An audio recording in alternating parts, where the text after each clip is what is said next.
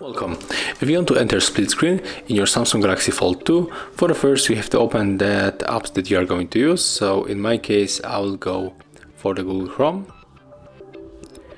then just close it, and after that we can enter the gallery, for example.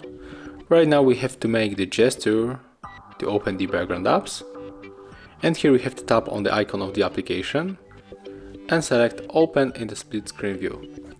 Right now just pick up the second application, and as you can see right now we can work on the two apps at the same time, and we can also change the size of the application with the switcher. And if you want to close this mode, you can just simply swipe like that. So that's how it looks. Thank you guys for watching. Leave thumbs ups, comments and subscribe to our channel.